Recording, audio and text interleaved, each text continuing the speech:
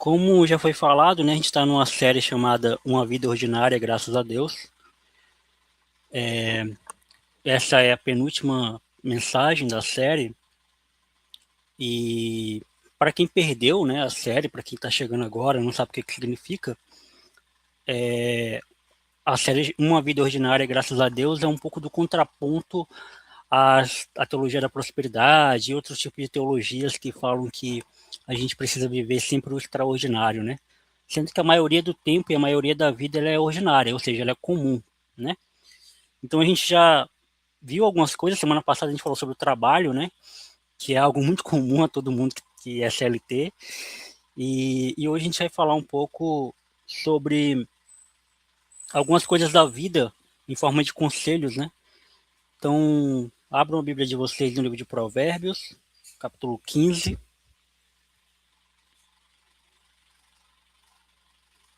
A gente vai ler o versículo 13 até o 17, tá? Provérbios capítulo 15, versículo 13 ao 17. Dá um joinha aí para eu saber o que vocês acharam. Que eu posso ler. Beleza. Diz assim, eu tô lendo na NVI, tá? A alegria do coração transparece no rosto, mas o coração amargurado abaixa o espírito. O coração que sabe discernir busca o conhecimento, mas a busca dos tolos alimenta-se da insensatez. Todos os dias do oprimido são maus, mas o coração bem disposto está sempre em festa. É melhor ter pouco com temor do Senhor do que grande riqueza com inquietação. É melhor ter verduras na refeição onde há amor do que um boi engordado com ódio. A gente está pensando durante essas semanas algumas coisas, alguns elementos muito do nosso cotidiano e que tem a ver e que fazem sentido com o que a gente vive no nosso dia a dia e que vai de encontro ao nosso coração, né? Um dos maiores perigos de idolatria é o nosso coração, né? Nosso coração, ele está sempre buscando amar alguma coisa, né? Ele está sempre buscando amar algo, né? Quando ele não consegue algo para amar, ele ama a si mesmo, né? Ele faz de si o próprio Deus, né? Você já deve ter visto alguém falar, talvez até hoje mesmo você tenha ouvido alguém falar que se ama, que se basta, que se gosta, tudo mais. E não é que tem um problema intrínseco com isso. Eu acho que é importante a gente ter um autocuidado. Eu acho que isso também é cuidar do corpo que Deus nos deu, né? É cuidar daquilo que Deus nos entregou para cuidar, de fato. Só que o perigo disso é quando a gente coloca isso como uma busca de vida, né? Um objetivo de vida, uma determinação de vida. E a gente já falou em encontros passados, eu não quero me tornar repetitivo, que existe um perigo em tudo isso quando a gente acha que essa busca não é resumida em Cristo. Então, o grande pecado que a gente comete não é um pecado de tamanhos, né, de proporções gigantescas, né? Não é um adultério, não é um crime, né? Não. São pequenos pecados que muitas vezes a gente não trata como pecado. A gente trata como defeito, a gente trata como personalidade, né? E eu queria comentar cada um desses versículos que a gente leu aqui, porque Provérbios é um livro poético, né? É um livro de conselhos. Então, não são todos capítulos de Provérbios que têm uma linearidade, né? Como é as cartas de Paulo, como é os evangelhos, né? Como é os próprios Salmos, que também é um livro poético, mas tem uma narrativa, né? A maioria dos salmos são cânticos, são poesias, enfim. Mas o livro de Provérbios é como se fosse ditados populares, né? Então, sei lá, água mole, pedra dura, né? Quanto bate até que fura. Enfim, esses ditados populares que a gente tem. Na linha judaica, né? O povo judeu tinha os provérbios judaicos, né? Que eles falavam e que era comum a todo mundo. Tem uma frase que diz que todo clichê só é clichê porque é verdade, né? Então, todo provérbio só é provérbio porque tem um fundo de verdade, né? Então a gente vai falar um pouco sobre essas verdades aqui hoje, né? O versículo 13 diz que a alegria do coração transparece no rosto. Aí ele faz um contraponto, né? Vírgula, mas o coração amargurado abate o espírito. O que isso quer dizer? É que a gente pode se enganar muitas vezes. A gente pode enganar as outras pessoas muitas vezes, fingindo que temos uma vida boa, uma vida feliz, uma vida agradável, né? Porque a nossa alegria, ela transparece no rosto, né? A gente mostra isso no rosto. A gente pode fingir muitas vezes estar bem mesmo não estando, né? Mas a gente não consegue esconder a amargura do coração, porque ela não está só no rosto, né? Ela corrompe o espírito. E espírito, quando a gente lembra do contexto judaico, o judeu ele olhava muito para esse tipo de. Ele não olhava para o espírito como a gente aqui do Ocidente vê, né? A gente olha para o espírito como algo separado, como algo tipo assim, existe corpo, né? Existe alma. Não, o judeu olhava o espírito como um todo. Então, sei lá, o Diógenes é um espírito, por exemplo, um espírito vivo. O Brunin é um espírito vivo. Então, quando o texto diz que o coração amargurado abate o espírito, é que abate todo o seu ser. Tudo em você é afetado, né? Tudo em você é mexido. Toda a sua estrutura é abalada, né? O versículo 14. O coração que sabe discernir busca o conhecimento, mas a boca dos tolos alimenta-se da insensatez. Tá interligado essas duas coisas, né? A gente ainda tá falando de coração, a gente ainda tá falando de espírito, a gente ainda tá falando de confessar, de confissão, né? Então, é comum que a gente, muitas vezes na nossa vida, a gente acha que a gente está perdendo tempo, a gente acha que a gente ficou para trás, a gente acha que não temos mais tempo para fazer as coisas, a gente acha muitas vezes que não somos capazes, não somos suficientes. E isso tudo vem da onde? Psicologicamente pode vir de algum lugar, de alguma coisa sua que precisa ser analisada, tratada em terapeuta, pá. Beleza, não estou desconsiderando isso. Mas na maioria das vezes vem do seu coração. Vem da forma que o seu coração enxerga as coisas ao seu redor. Um coração amargurado, coração cheio de falta, né? Com perdão do paradoxo, né? Cheio de falta. Cheio de falta. É um coração que olha para as coisas ao seu redor e não vê beleza. E não é que não vê beleza porque não existe beleza. Existe. Existe beleza em ter uma casa, existe beleza em ter um emprego, existe beleza em ter bons amigos, existe beleza em praticar esportes, né? Como vocês aqui, a maioria pratica. Existe beleza em comer uma boa comida. Tudo isso é bom.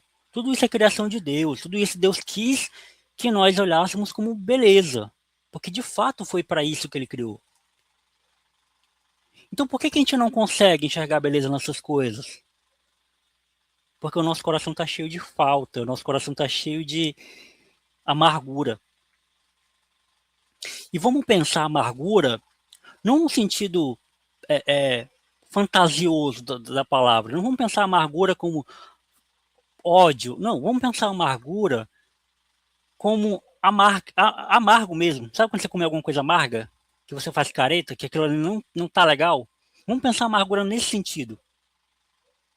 Quantas e quantas vezes você já olhou para sua vida e viu que a sua vida estava amarga? Faltava alguma coisa, faltava um complemento, faltava algo que te nutrisse. E eu não quero parecer que isso aqui é uma grande pregação de coach e que você, se você aceitar Jesus, o seu coração vai ser cheio e você nunca mais vai sentir falta de nada. Não, o próprio Jesus falou que nós iríamos ter aflição. O próprio Jesus sentiu falta de muitas coisas quando ele estava aqui, né?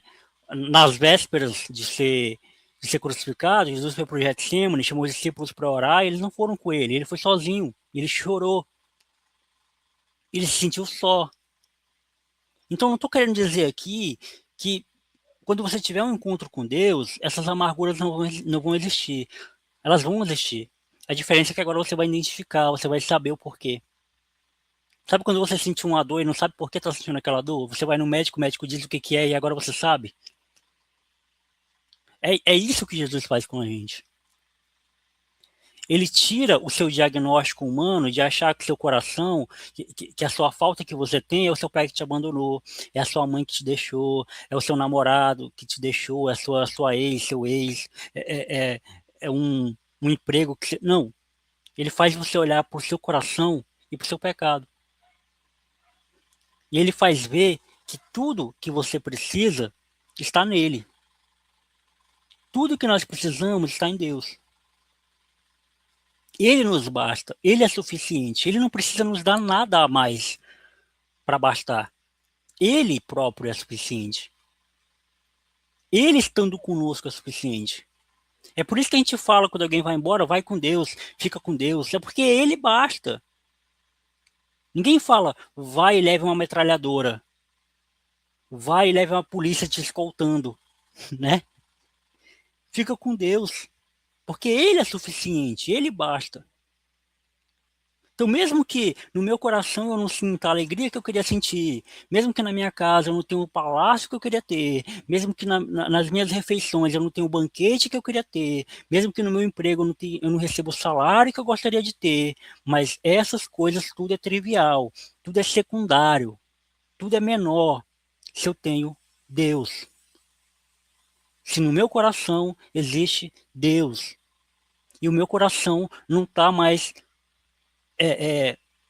unicular, digamos assim, né? Olhando apenas para uma direção. Não, ele olha de forma vertical para Cristo, para a cruz, para aquele que nos redimiu, para aquele que nos deu graça, para aquele que nos deu amor, para aquele que nos deu sentido.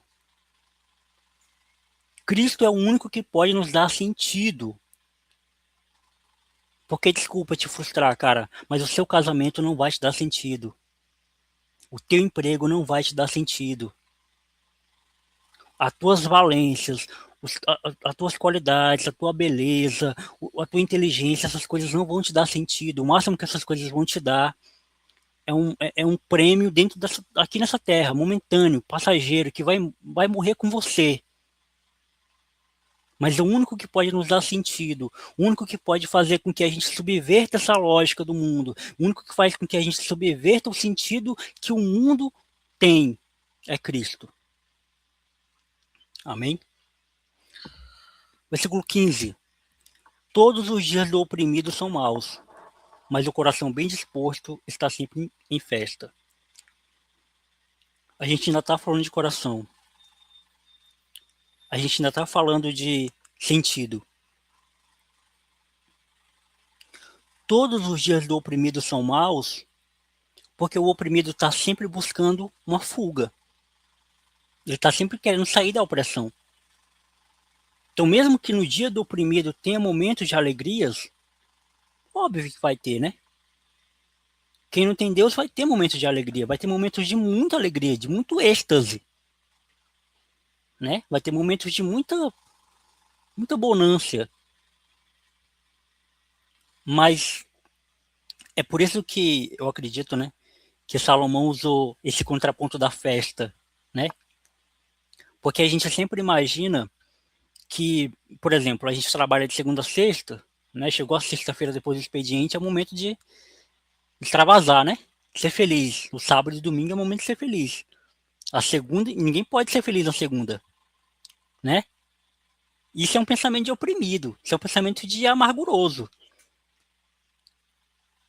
Quem está com Cristo, quem está feliz, o coração está sempre disposto a comemorar alguma coisa.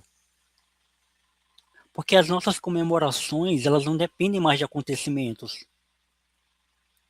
A gente não precisa mais de sentidos para que a gente faça um grande banquete. A gente já tem motivo para comemorar, que é a nossa salvação em Cristo, né? Deus já nos deu um sentido para estarmos felizes. Então, eu estava trocando ideia com minha esposa ontem, né? A gente estava conversando sobre qualidades que um tem, que outro tem, enfim. E aí eu falei para ela que uma qualidade que eu mais admiro nela e que poucas pessoas percebem é a bondade dela. enquanto ela é uma pessoa bondosa e assim, e aí eu fiz até um paralelo, né? As pessoas olham para mim e acham que eu sou bondoso, mas eu não sou bondoso tanto que eu gostaria de ser. E as pessoas olham para ela e talvez não achem que ela é bondosa, e ela é mais bondosa do que ela parece ser. Então, assim, a gente ainda está falando de coração, né? A gente ainda está falando do que Jesus fala isso, né? Paulo também reforça isso, que o pecado não está no que entra, né? Está no que sai. Aquelas palavras que você fala para magoar as pessoas, é tudo que está no seu coração. É tudo que está armazenado aí. Quando as pessoas dizem, as pessoas só entregam aquilo que tem, é porque está tudo no coração. Está tudo armazenado aí. É necessário que haja uma cirurgia espiritual, que Jesus tire o coração de pedra e coloque um coração de carne. Sem essa cirurgia, meu amigo, não adianta. Você vai continuar tendo um coração rancoroso, você vai continuar tendo um coração vingativo, você vai continuar tendo um coração que baseia a justiça no seu próprio prazer, na sua própria maneira de pensar, na sua própria maneira de agir.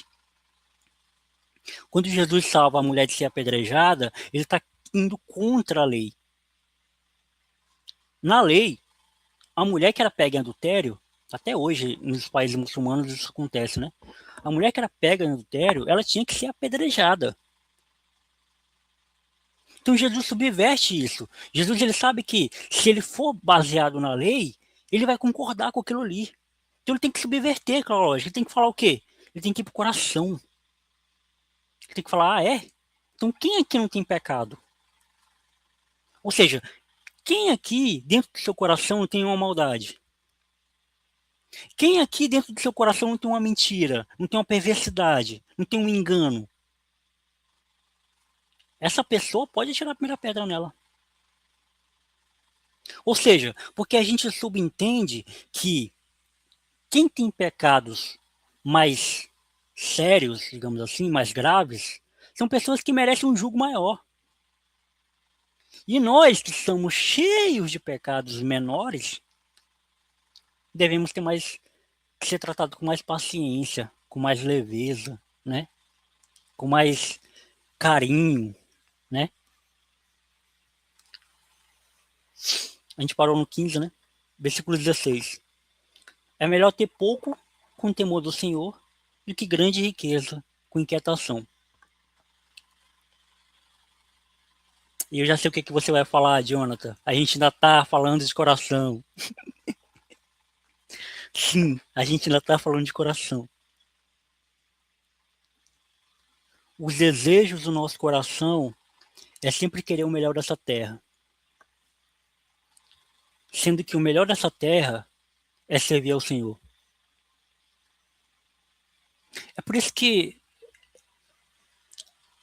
a gente pensar num cristianismo, pensar numa fé cristã que seja baseada em o quanto que eu posso oferecer em valor monetário, ou em valor financeiro, ou em valor de equivalências mesmo, pessoais, quantos idiomas você falar, enfim. Se eu pensar no cristianismo dessa forma, eu vou estar reduzindo ele a algo que Jesus não fez. O próprio apóstolo Paulo, ele tinha muitas valências. O cara era poliglota, falava bem, conhecia de todas as filosofias. O cara conhecia muito, mano, da sua época. E ele não se apega a isso. Ele não transforma isso como uma carteirada para dar para as pessoas. Inclusive, ao contrário, quando ele chega nas cidades para conseguir um dinheiro para sobreviver, ele vai construir tendas. Ou seja, ele vai ser pedreiro, né? Vai construir casa. Ele poderia procurar uma aula né, para dar, uma aula de reforço. Opa, tô dando uma aula aqui de aramaico. Quem quiser aprender, você falar aramaico, grego, hebraico, o que vocês quiserem, aramaico, o que vocês quiserem aprender aí, eu tô aqui para dar aula. Não, ele vai pro braçal, para se esforçar. E muitas vezes a gente prefere ficar deitado olhando para o teto, falando, Deus vai me dar algo bom porque eu mereço com o meu melhor essa terra. E aí a gente tem que lembrar que o Jesus que você diz servir, não comeu o melhor dessa terra. pisou nessa terra aqui como um pobre, como alguém da margem da sociedade. Não era um cara que estava nos palácios, não era um cara que estava entre os reis. Ele estava com o povo, comendo pão. Então, é uma lógica que não faz sentido quando a gente vai para o texto bíblico, né? Parece não ornar, parece não fazer muito sentido. E por que, Jonathan? Porque o nosso coração é enganoso. Porque o nosso coração faz parecer que está tudo bem, que está tudo certo. O nosso coração faz parecer que está tudo indo tranquilo. Porque, de fato, gente, olha onde mora o perigo. Porque, de fato, não existe nada de errado em você querer ter uma vida melhor. Nada. Absolutamente nada em você querer ter uma vida legal. Você querer ter um carro, você querer ter um emprego bom, tá tudo bem. Então qual é o problema disso? O problema disso, repito, é o coração. É onde está o coração. Aonde está o seu coração, ali estará o seu tesouro. Não é isso que o texto bíblico fala? Não dá para servir a Deus e a Mamon. Ou você serve um e agrada um e decepciona o outro. Por quê? Porque os dois deuses requerem exclusividade. E o seu coração não consegue cultuar os dois, servir os dois ao mesmo tempo. Dá exclusividade para os dois. Então, quando você serve a Deus pelo que Deus pode te entregar, desculpa, você não está agradando Ele. Isso é interesse. Qualquer outro tipo de relação, você chama isso de interesse. Com Deus também não muda. Se você é amigo de alguém porque ele pode te entregar alguma coisa, ou porque ele vai te beneficiar em alguma coisa, isso não é amor, isso é interesse. Se você serve a Deus porque ele vai te livrar da doença, vai te livrar da pobreza, vai te livrar da morte, vai te livrar de. Cara, você ama o que ele te entrega e não quem ele é. Eu vou repetir esse versículo porque ele esconde algo legal, tá? É melhor ter pouco com o temor do Senhor do que grande riqueza com inquietação. Eu sei que Deus não vai me abandonar. E eu sei isso baseado em quê? Baseado em profecias, baseado em coach que me disse isso, baseado em alguma coisa. Não. Porque enquanto eu tiver saúde para trabalhar, eu vou ter um salário para receber, eu vou ter uma feira para fazer, que eu vou abastecer minha casa, e aí a gente vai passar o mês, vamos comer, aí vai chegar outro mês, eu vou continuar trabalhando e vou receber meu salário. Por quê? Porque eu vivo a minha vida comum no dia a dia. E o fato de eu estar vivo e poder trabalhar já é uma prova de que Deus não está me abandonando. A questão é que a gente não acha que isso é dom de Deus e a gente acha que o extraordinário é que é Deus agindo. Então só é Deus quando eu abro a porta da minha casa e do nada tem uma mala lá com 800 milhões de reais. Só é agir de Deus quando do nada eu estou andando na rua e encontro um cartão de crédito cheio de limite, limite black. Só é dom de Deus quando eu recebo uma promoção, um trabalho inesperada que vou ganhar o dobro do que eu ganho. Sendo que todos os dias Deus está te dando graça e você está ignorando isso. Por quê? Porque você está inquieto. Versículo 17, para fechar, né? É melhor ter verduras na refeição onde há amor do que um boi engordado com ódio. Faz um paralelo com o versículo 16, né? É melhor ter verduras na refeição, é melhor ter só verdura na refeição onde há amor, um ambiente feliz, um ambiente saudável, do que ter um boi engordado com ódio. Engordado na base da raiva, da predição, né? E eu já vou concluir. E eu queria que a gente entendesse uma coisa sobre tudo isso que a gente está conversando nessa série, é que a vida cristã, ela é o seu dia a dia. Quando Jesus morre na cruz por nós, ele não morre por uma parte da sua vida. Muitos cristãos têm dificuldade na sua vida prática porque eles fazem essa separação, essa dicotomia, né? O Jonathan cristão e o Jonathan cidadão. Então, depende com quem você vai falar agora. Você está falando com o Jonathan cristão ou você está falando com o Jonathan cidadão? Você está falando com o Jonathan cristão ou com o Jonathan funcionário? Falando com o Jonathan cristão, não existe isso. Na prática, não existe isso. Pode teorizar isso, mas na prática você é a mesma pessoa. E você tem que ser cristão em todas as áreas da tua vida. Em todas as áreas da sua vida. Uma vez, um brother meu, a gente estava trocando ideia, um brother meu falou assim, caramba, eu admiro muito o Jonathan porque ele não liga porque as pessoas dizem sobre ele, não liga sobre o que as pessoas acham dele. Isso é, como é que ele falou? Meio que ele falou que eu era uma pessoa iluminada por conta disso, né? Aí eu falei, cara, aí eu vou te decepcionar. Eu ligo sim. Eu ligo porque as pessoas pensam sobre mim. Pelo que as pessoas falam sobre mim. Só que eu não ligo como vocês ligam. Vocês ligam no sentido de querer rebater. De querer tentar se justificar. De tentar achar, mudar a opinião da outra pessoa sobre você. Eu não. Eu ligo no sentido de que, caramba, se eu fosse ela, eu também pensaria isso sobre mim. Se ela me conhecer, ela vai saber que eu sou muito pior do que ela pensa. Se ela conhecesse meu coração, ela saberia que eu sou muito pior. Isso aí que ela pensa sobre mim é muito pouco. Porque a gente conhece o nosso coração. A gente sabe a maldade que está escondida nele. A gente sabe o quanto mal a gente pode ser. Eu sou calvinista, né? Então eu creio na depravação total.